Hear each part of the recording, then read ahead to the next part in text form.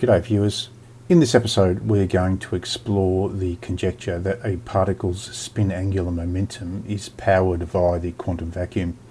This is not a new concept, but in this episode we shall look at it through the lens of electrogravimagnetics. We propose that the energy required for particles to spin comes from what we term as being the dark reservoir of quantum potential energy, which is a layer of unobservable reality beneath the quantum vacuum. Initially, the manner in which we address the conjecture involves drawing a boundary layer around each particle. We shall consider that the boundary layer rotates with a linear velocity of the speed of light, c. This means that initially the physical shape or configuration of each particle is irrelevant, as long as it fits within the circle we draw around it. This approach facilitates the derivation of spin radius and spin frequency for each particle, including the Higgs boson, which is a spin zero particle and should not exhibit any properties of a spin angular momentum. Spin radius is the physical dimension which powers spin angular momentum from the dark reservoir of quantum potential energy via the quantum vacuum. Once the boundary layer calculations have been completed, we then derive the energy each particle extracts from the dark reservoir of quantum potential energy. In order to do this, we are required to assume a physical shape for each particle. The obvious candidate is spherical. This is a required step because rotational energy requires knowledge of mass moment of inertia, and mass moment of inertia requires knowledge of geometric shape. On our derivation journey, we learned that general relativity is an important factor with respect to spin angular momentum within the framework of the EGM construct. Hence, particle spin is affected by the intensity of gravitational fields, for example, black holes. We also learned that the Higgs boson is a special case because it is a spin zero particle. However, our concept of spin radius remains applicable to the Higgs boson. In contrast, our solution to spin frequency only applies to the boundary layer approach mentioned previously. Once we move to the energy extraction stage of the derivation, the concept of spin frequency no longer applies to the Higgs boson. When we mention the dark reservoir, we are referring to the existence of a conjectured fourth spatial dimension, or in other words, we are referring to the existence of a conjectured fifth space-time dimension, that is, if you prefer to think in terms of general relativity. The dark reservoir comprises of quantum potential energy only. Hence, it has no inherent structure associated with the potential energy it contains. No form of potential energy can have any structure associated with itself because, by definition, it has not done any work yet. It only has the potential to do work. Thus, the dark reservoir of quantum potential energy has the potential to release quantized energy. However, having said this, because its energetic structure is, figuratively speaking, undefined, it is entirely reasonable to assign an energetic structure to the dark reservoir of quantum potential energy if it assists in solving a related challenge. For example, we can assign it the attributes of a Fourier spectrum if it is convenient to do so, without breaking anything. Assigning energetic structure to the dark reservoir of quantum potential energy is analogous to assigning a datum when appropriate, which is common practice across multiple engineering disciplines. In other words, because the dark reservoir of quantum potential energy has no inherent energetic structure, we are free to theorize in any manner we wish if it serves our purposes to do so. Lastly, we will see that the energy extracted by each particle from the dark reservoir of quantum potential energy is in the nanojoule range, or several to many orders of magnitude less than the nanojoule range.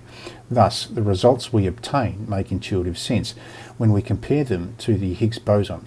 If the Higgs boson extracts zero energy from the dark reservoir of quantum potential energy, and the remaining particles extract not much more than zero, that is, not much more than the Higgs boson, then all particles are similar, which once again makes intuitive sense.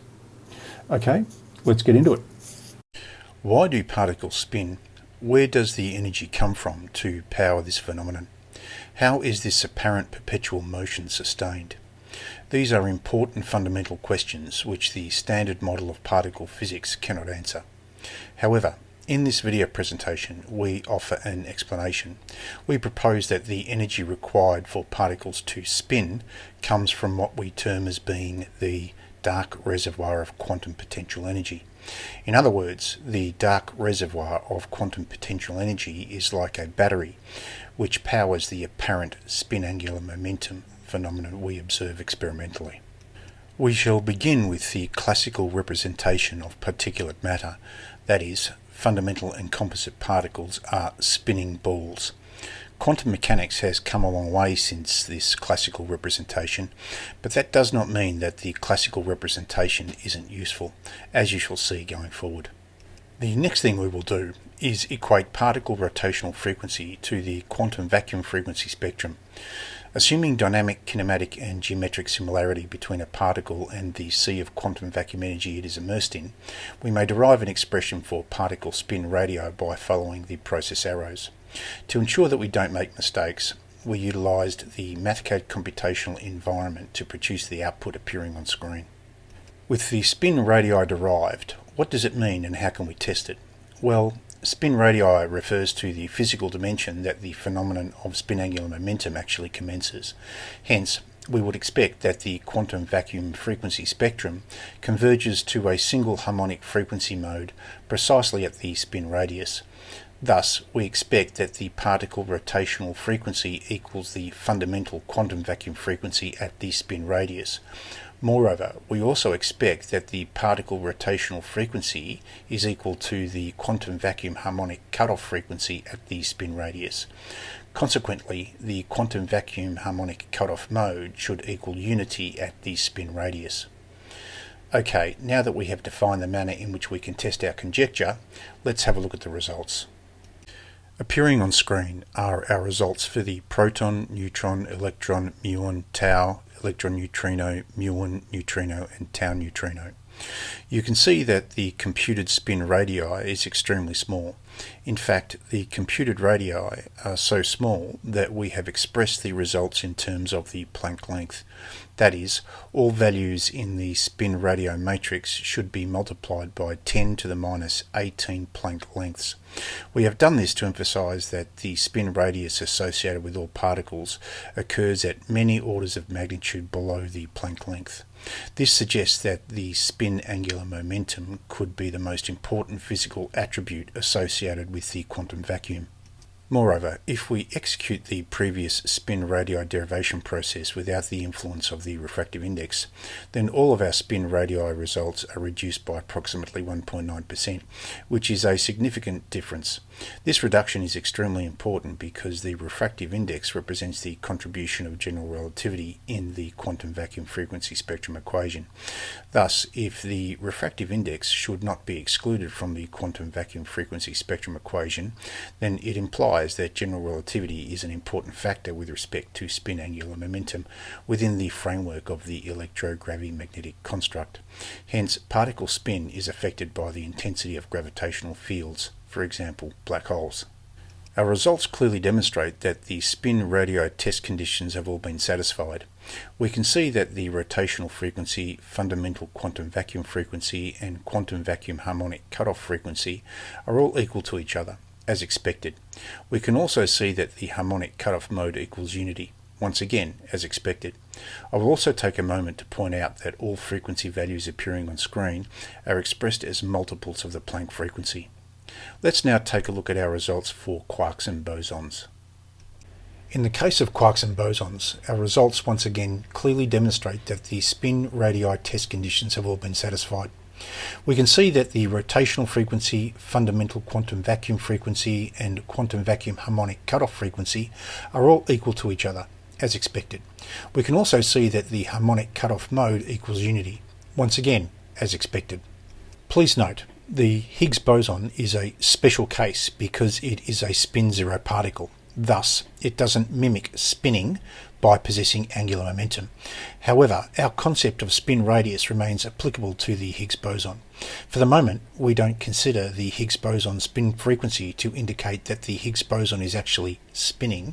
Rather, we shall interpret it as the infinitesimal boundary layer between the Higgs boson and the quantum vacuum to be spinning. We shall discuss the special case of the Higgs boson further in a subsequent slide. Let's now tabulate our results for the sake of clarity. As I mentioned a moment ago, the Higgs boson is a special case. For the moment, we shall interpret the Higgs boson spin frequency to indicate that the infinitesimal boundary layer between the Higgs boson and the quantum vacuum to be spinning. We shall discuss the special case of the Higgs boson further in a subsequent slide. In the table appearing on screen, we have arranged the particles in order of increasing spin radius. The electron neutrino has the smallest spin radius, whilst the top quark has the largest spin radius, being 11 orders of magnitude greater than the electron neutrino spin radius.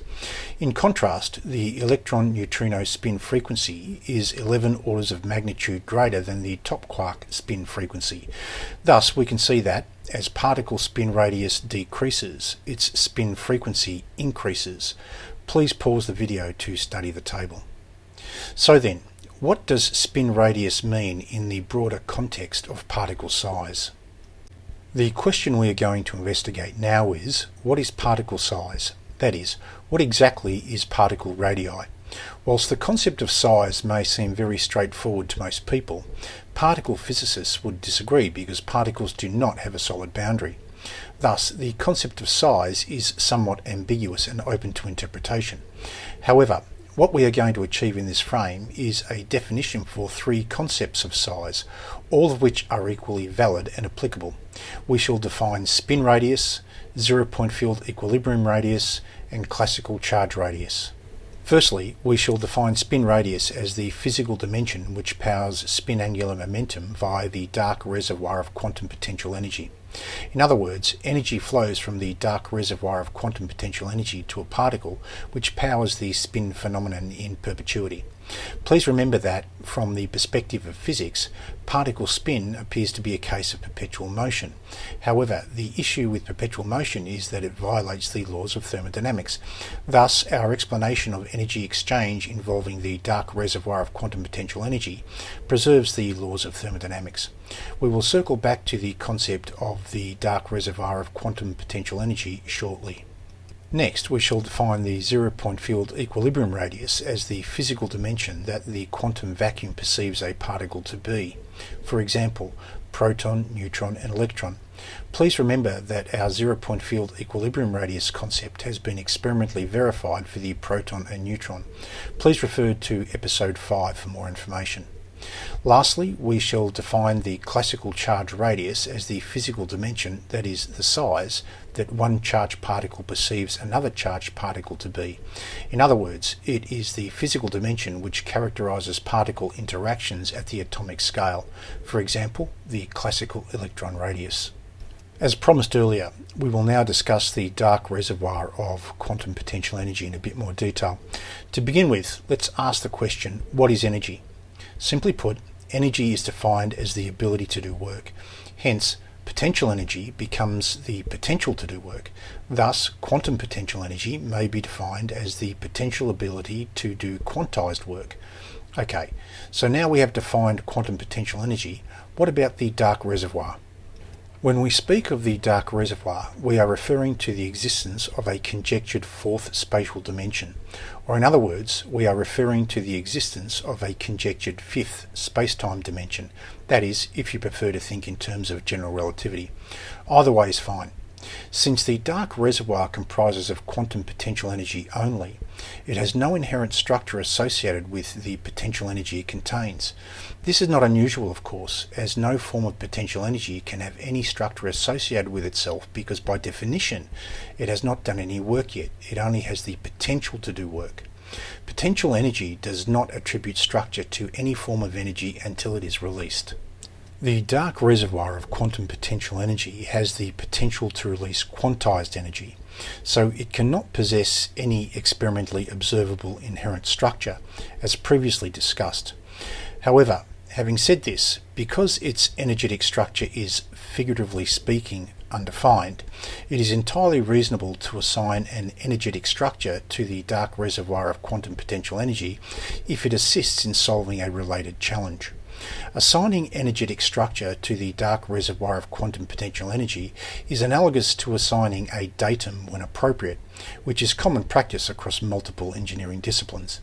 In other words, because the dark reservoir of quantum potential energy has no inherent energetic structure, we are free to theorize in any manner we wish if it serves our purposes to do so. Okay, let's now look at the energy required to be extracted from the dark reservoir of quantum potential energy in order for particles to mechanically spin. We have arrived at the situation whereby we can no longer consider the boundary layer between a particle and the quantum vacuum to be spinning. In order to estimate the energy being extracted from the dark reservoir of quantum potential energy, enabling spin angular momentum, we must assume that fundamental and composite particles are spinning balls.